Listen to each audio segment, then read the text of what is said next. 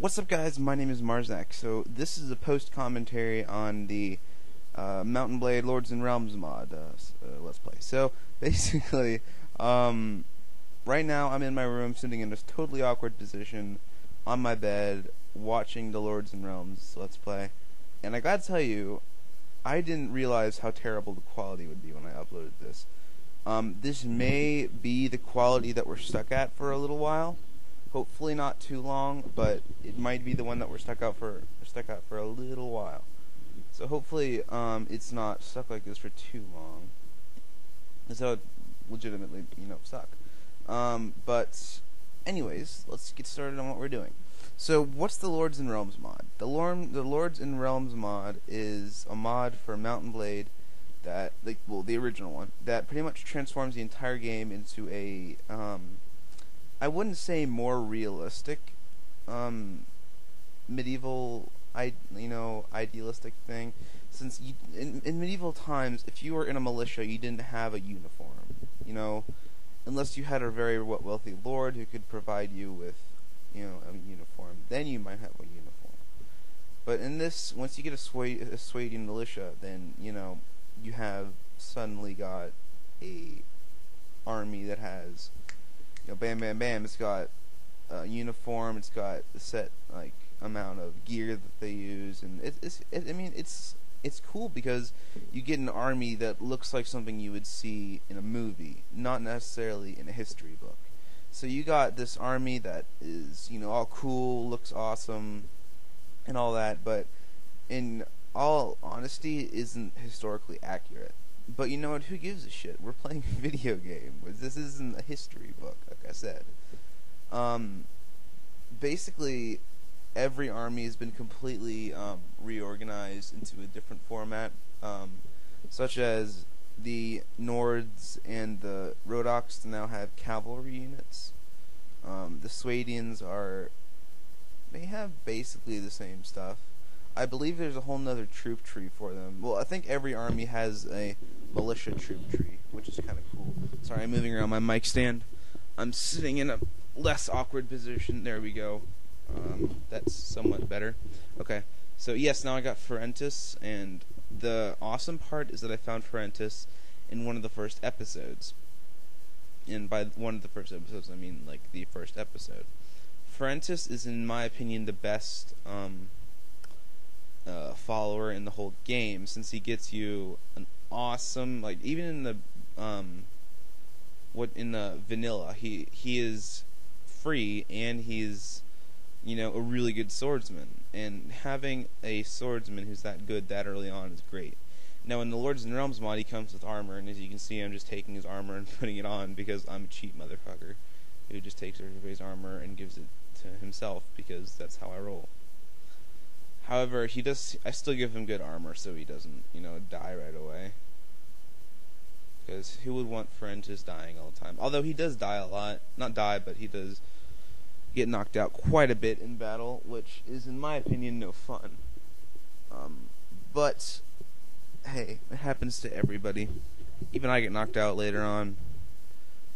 And by later on, I mean way later on. I have gotten about 2 hours of recording done in the past day or so on this. Maybe more. I believe more.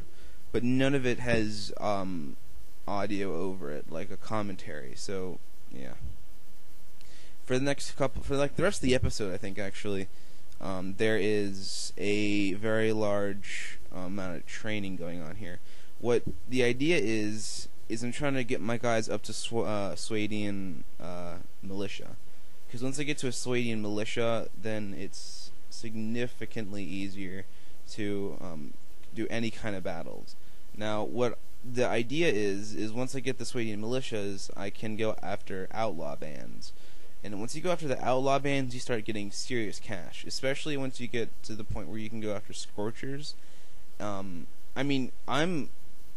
pretty much getting, at this point in the game, where I am right now, I'm getting about 1,000 to 1,500 gold, or, well, no, around 500 to 1,500 per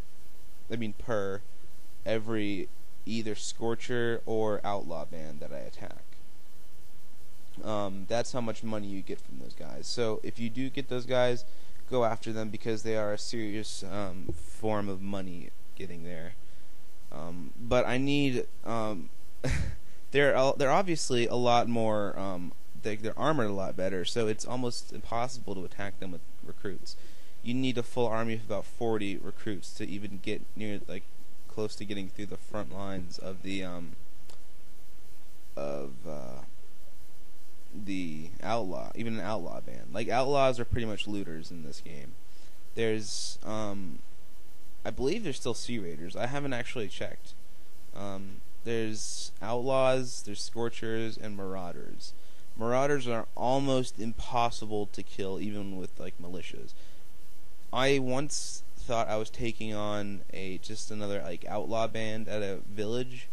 Had an army of, like, this is when I was cheating just for fun, just to see how the mod was. I had an army of about 50 militia and maybe 15 men-at-arms for Swadia. They were wiped out by the 15 to 20 marauders. It was horrible. It was a slaughter. Like, it was a total massacre. So I wouldn't recommend doing that. Oh, you see that move where I jumped over him? That was sick. That's like a Legolas move right there. Legolas is in the new Hobbit movie, which does look pretty good right now. The Hobbit, yeah, it's looking pretty good. I liked the first one. And before I get back into the game topic, I want to say about the Hobbit. I like the Hobbit. I read the book all the way through several times, and I still like the Hobbit because I find it to be more of a fun movie experience than an actual Lord of the Rings movie. Well, not Lord of the Rings movie, but, you know, Lord of the Rings universe. So, yeah. Anyways, back to the game. What my plans are right at this point are to join the Kingdom of Swadia, get an army that's big enough to siege a castle, and keep the castle. If, however, King Harlaus does not allow me to keep the castle, I will renounce my oath from him and therefore create my own kingdom. Because I hate it when the kings say, no, you can't keep that. You already have a village. Yeah, I want someone else to take the castle that you just took by yourself. Lost many good men, you know. Like, I like to roleplay these things. Whenever I lose somebody in battle, I think of it as, like, someone that I might have known. So, I mean, basically, if you had a warband like this, you would know practically everybody in the warband. You wouldn't just, you know, have, like, oh yeah, you're just another guy, I don't care about you. You would actually, you know, somewhat care about your men, because they were, you know, you'd been traveling with them all over the place, and then when they die, it's kind of disappointing. You know, you just lost a guy. So, you know, you lose a good half of your army usually at sieges. So, you know, when you lose that many people, it's kind of disappointing in a way. So, basically, at this point, I've gotten a good amount of people to be, I've gotten, I think, most of my people to be militiamen, and this is the last guy that's not upgraded yet, and I'm like, come on, upgrade. He doesn't seem to want to upgrade. And this is the guy that looks like King Harlaus. If you look closely at him, he looks a lot like King Harlaus. He's got the beard and the hair and everything. Now, my dad's he's not a historian, but he's in the Society for Creative Anachronism, or SCA, which is a medieval reenactment program, and he knows a hell of a lot about everything medieval. So he actually explained to me that there was like the Germans or something, I don't know what it was, but he explained to me that what I thought were the Swadians are actually Swadians, because there was something, I don't know who they were, I don't know what they were, where they were, I think they were from Germany, but they were called the Swavians. So, yeah, coming up on the end of the episode. I have to cut it short here. But I will see you guys in the next episode. This will go up on the channel, and I will put the commentary over the next video in the video. So I'm not gonna have a separate video like for this one. So I'll see you later, guys. Bye bye.